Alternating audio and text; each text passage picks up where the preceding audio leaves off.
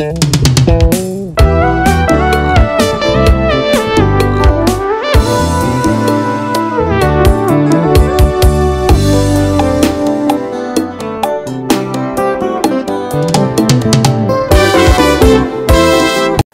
et là mouna bayenyo so bozuli baku malamu ya kolanda magazine basango na biso ya pokwa ya lelo ongai naza suna réel plaisir ya ko présenter yango pona bino tika kimia e umela tango nyonso na mabota na bino pe na tombela bino nyonso bolandi malamu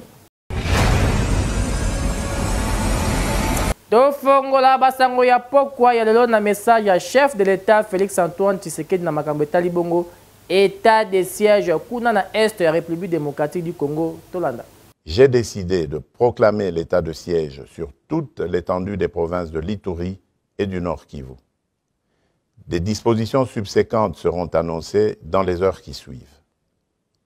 J'invite dès lors chaque Congolaise et chaque Congolais, où que vous vous trouviez, à une mobilisation totale pour faire front avec nos forces armées déployées pour sécuriser notre territoire.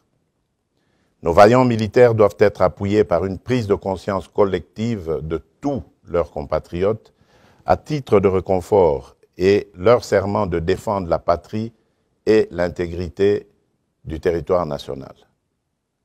À cet effet, j'exhorte le peuple congolais tout entier à adopter pendant cette période une attitude responsable à tous égards.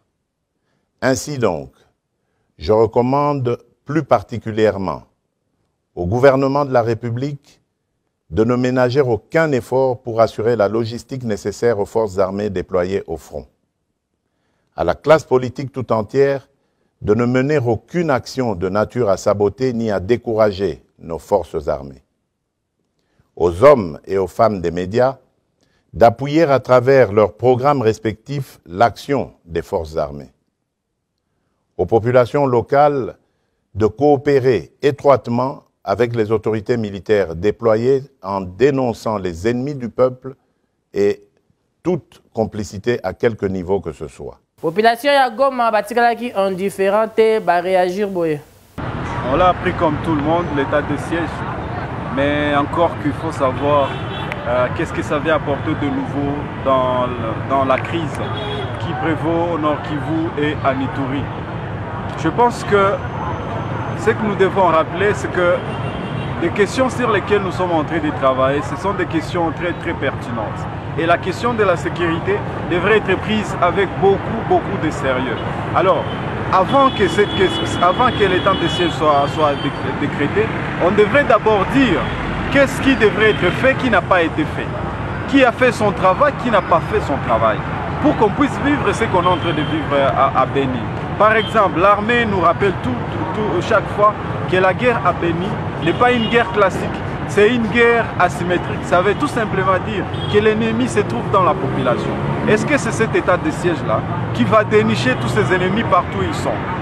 On a plusieurs fois accusé un désordre du point de vue opérationnel dans le Grand Nord. Mais est-ce que ça vient résoudre cette problématique?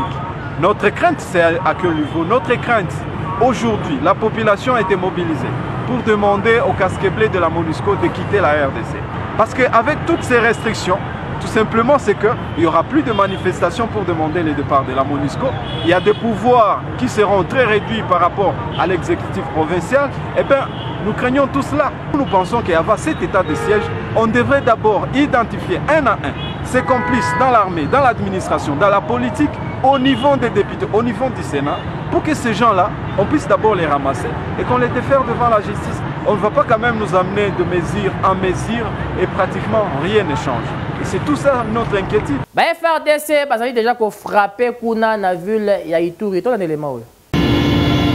Bakouyaki déjà na terrain pour na kosala mosala na bango face ya ba groupes armés étrangers pe locaux na province ya Ituri na opération na bango basalaki dimanche na localité ya Nyakunde na 50 km ya ville ya Bunia. Ba FRDC ba récupérer terrain pendant 1 heure du temps ya combat, ba force ya mboka na biso ba neutraliser 13 assaillants mokoka dont 7 blessés et 14 arrêtés. boyebake baprotegeaki bahôpitaux baécole na baérodrome nyonso balibéraki mpe unique centre médical évangélique na localité oyo. Aucune population et nous n'étions restés qu'à 4 personnes dans le sein de l'hôpital. Donc avec autant de malades qu'il ne fallait pas les abandonner. Nous étions obligés de rester et aller à leur secours.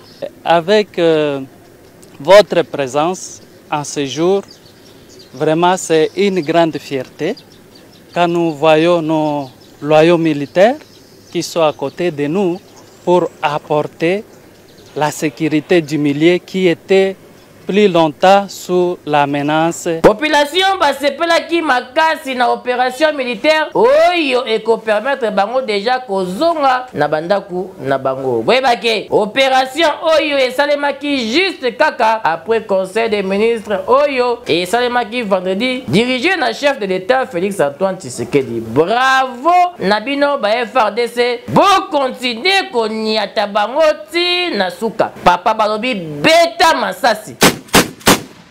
Beta lisusu. En tout cas, balobi beta yango ti nasuka. Les chefs du gouvernement Sama Lukonde Asola ki bongonda ba chef ya ba confession religieuse kuna na Lubumbashi to landelema oyo.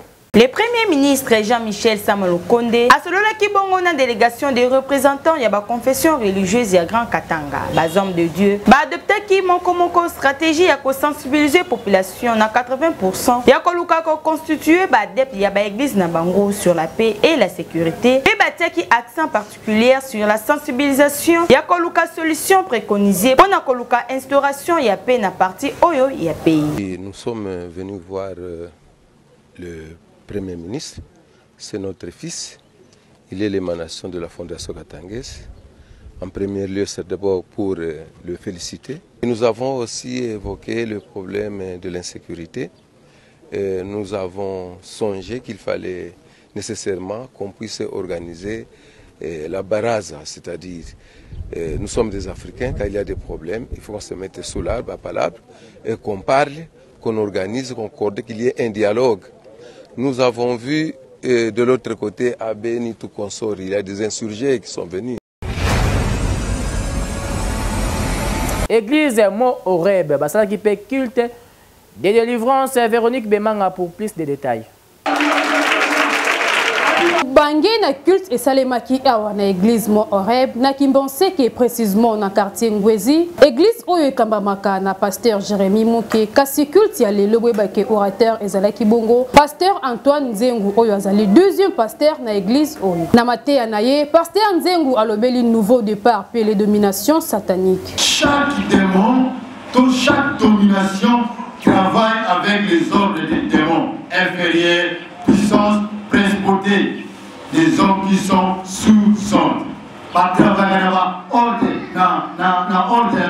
Masima ya mateya alosambo ezalaki makasi pe ba délivrance esalemaki. Kwa culte motei alobaki na caméra ya Benbeki musala eleki kitoko yo wapi. Ezana vision moto anango sur un nouveau départ.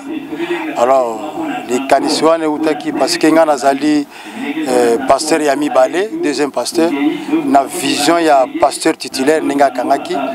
Et toi qui n'a pas ça que via bateau ya bana na Nzambe ezalaki kangama kimingi moto po azwa départ à malamu azwa souple ya malamu ezalaki te yango to saki ba mateya oyo pour que tant moto akozwa ngo pour ba esprit ba démon bato ya mabe ba sorcier ba kanga via bateau pour moyen que bato ba s'évoluer ba s'épanouir ezate yango te tine que to te ya mateya ko bato ba fungwama ba évoluer na ezali ba misala na ba pe na bomwe na ba. On a copié sa vision et milulu oyo pasteur Jérémy Moké le titulaire à Lobi Boye.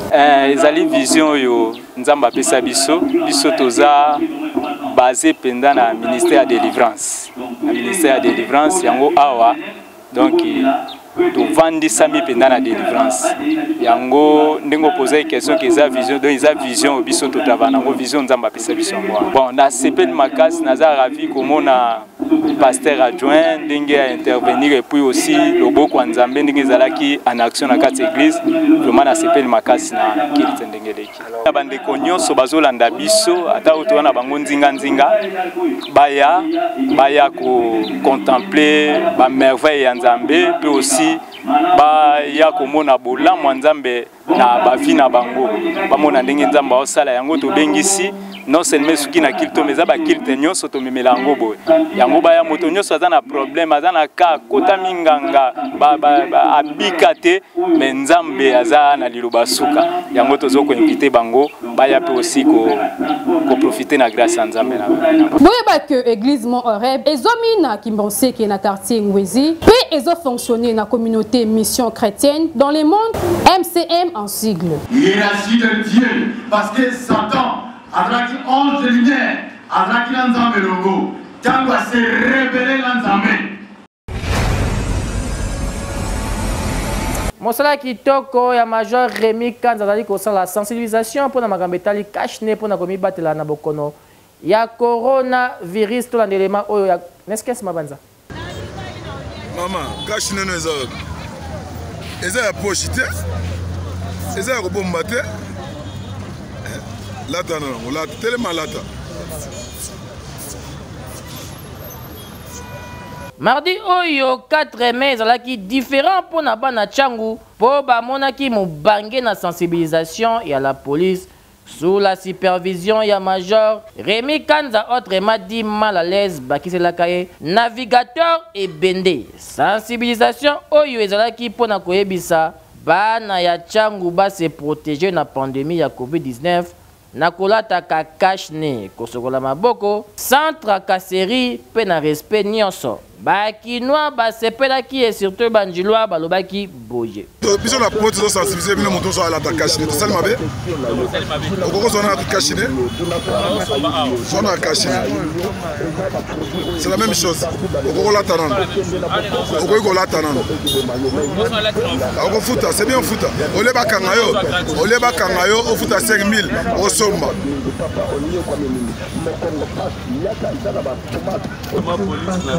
félicitations. Déjà, on va Tchangu, on a qui vous contacte. Abimi Libanda, c'est que Mamouzabi. Na Kalida, il faut que vous contactez dans la bureau. Mais Major Rémi, il faut que vous ayez un Tchangu qui me commune en haut. Bakulu na kimi koti, maramba kashine, yé mo gaza sur le terrain na bakashine. Kota la police bien kashine. Police mo makashine. Comment si vous civil? Nous sommes tous la population qui a monté ces malades, moi qui déjà quand on va respecter la mesure, on a vu cette population pour respecter. La major est mieux du calot sago. Papa, toi là, on y battait là. Avant de m'abattre là, on peut faire battre là. Bon ça là, je papa. C'est bel couteau. On va charge.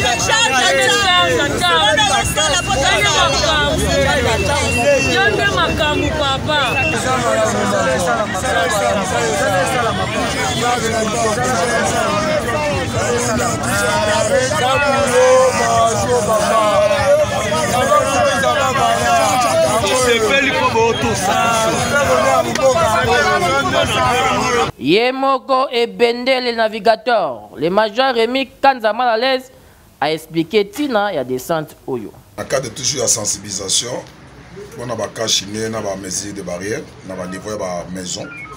On a une équipe pour sensibiliser bango, kotali sa bango.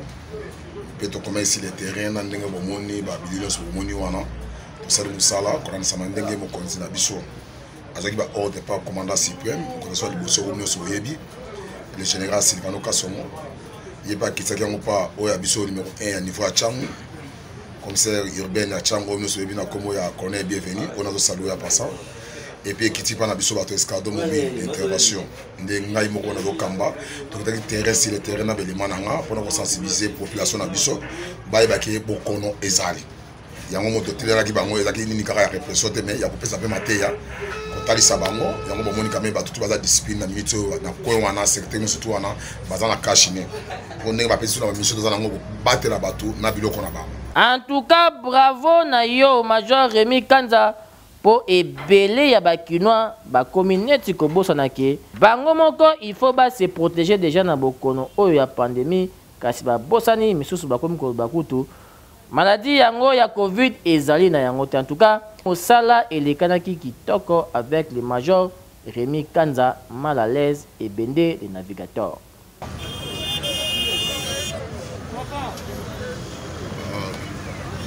TJ Yami Kongazali d'impact Makasi Kuna la commune Yakimbatseke. Reportage signé Glody Dielou Wape Deborah Dembo. Et comme un impact makasi na ville province à Kinshasa botu na ngai nini ti jami Kongo ya soso bozali komona boye non bondi melangai gu oyo wapi tozali awa na commune ya Kimbanseke esika nini merveille akanga population ya kwe oyo kaka na tige oyo ya Mikongo donc na 100 francs 200 francs oza mobimba ezali kolia makitoko na kwanga pe ya 100 francs bakati yango surtout population ya kwe oyo fufu ya pionde spécialité na bango na tongo zoka la muika ba azu fufu pio na ye aye pas merveille déti ba expliquer qui na kwanga so lingi pe fufu so lingi pe lipa no se pel ka go kolela kweza guma kasi tango se bona tina mungu na njo tumba tondo kenzo ya wani kuma share kuma pipasi bangombe. Article 15 ne tombera jamais ba jeune ba préféra ko bimisa zelo na carrière pona koleisa mabota na bango encore une fois Deborah Dembo pe Christian.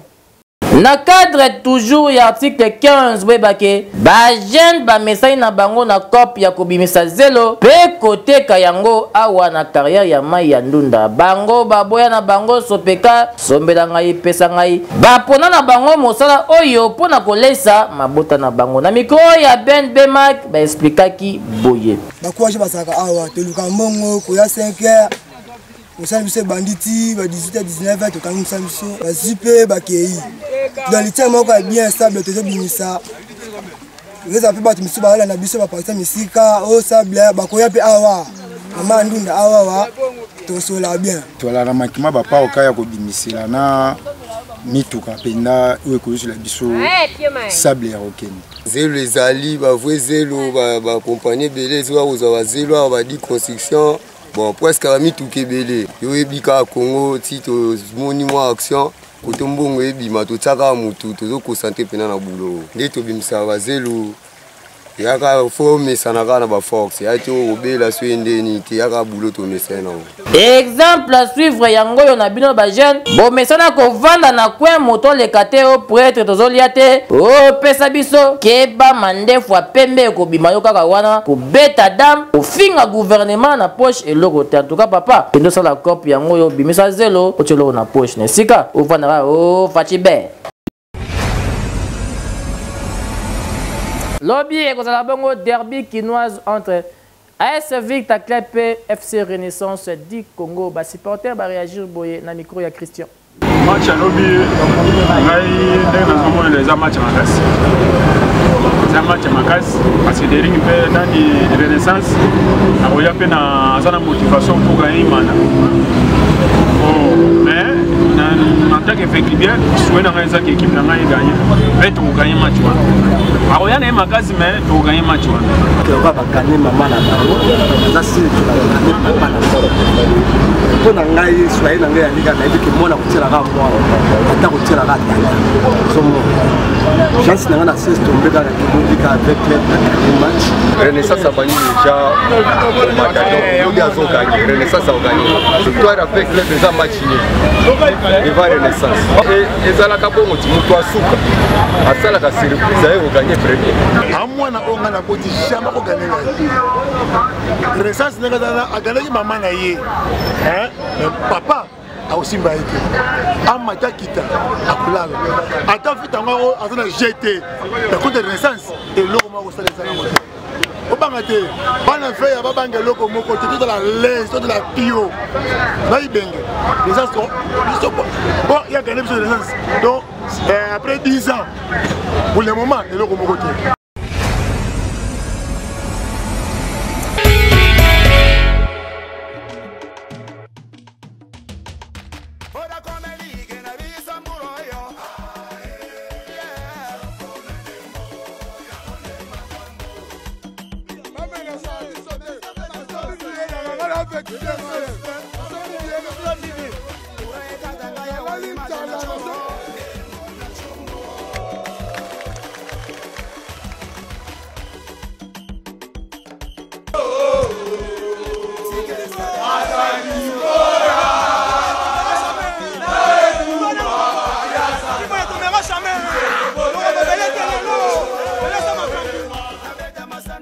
raison.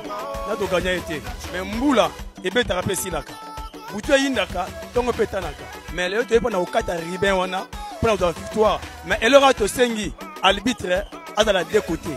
Pour Renaissance et pour Vita. Pour mon baki, Bimissi de Baki, Yango, je fais ça gagner drapeau. Dette n'a pas de cette analyse comme on a Vita Bandini na foot. Mettre la leadership, tu vas Vita. Attends, Jean Malonga, tu vas match à Bazano, va passer par un article, j'ai gros salama. Le match là, il a assuré, pas supporter Renaissance. Le Vita, le Vita, dans le match, le match là, dans le match à 2-0. Moi, là, vous êtes trop fiers dans le match à l'élo. Parce que tu dois mettre un match, tu dois concentré. Pour gagner le match à l'élo, le score est à 2-0. Pour gagner Renaissance. Le match est vraiment bien pour Nabiso. Tout ça, même moral, Naba supporters Nabiso. Le match est malamu. Lelo et Zamabé. Lelo, Lelo, Makamoyo Kanaizaki. Lelo, tango fa futi la bino nyongo, tango fa futi la bino nyongo. Mais tout tango fa futi la bino nyongo te. Mukuna ba fuka otie, les autres Québec. Il s'est fait qu'avec Club Bézard, grande équipe, Renaissance P, toujours respecté, une bonne équipe, une grande équipe P à capitale. Les matchs à l'Ina foot, bon empêche, tout quand on a un terrain, tout bête en bango. Sauf qu'avec il y a des petits problèmes, n'empêche, tout ça de sorte, tout ça le recrutement encore. Bon, on a l'impression qu'on a raté le recrutement.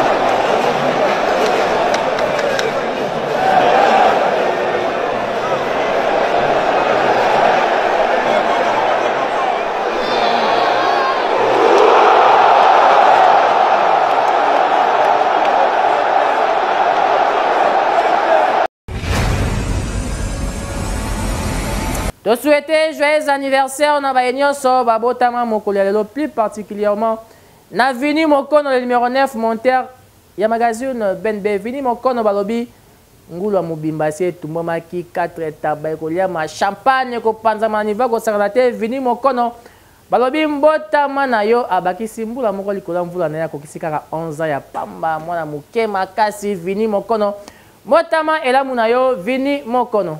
Tokomi na suka ya présentation ya magazine Benbe ya pokwa ya lelo soki bo sepela ki nango tika bo pesa. Merci une équipe technique et surtout équipe rédactionnelle na musala makasi bazali kosala mpona kokomisa bino baimage kitoko na bandako na nsima ya caméra tozalaki na Glody Dielouvu accompagné na Peggy Tango bawela na montage ezalaki ya ye moko mwana lelo abotami Vini Mokono le numéro 9 toujours lelo basistaki na Gauthier Kele po Gauthier Kele atikilaki asa musala topesa pe merci dans les cordons le plus gentil Afrique centrale les cordons Baudry Kanda autorité morale édition lelo na dédié yango spécialement na héritier Ngala Mulume ya mama Evodi Lali balobi héritier Ngala Mulume sans yo toyebi te soto suka ngana bino tokutani na mikolo ezali koya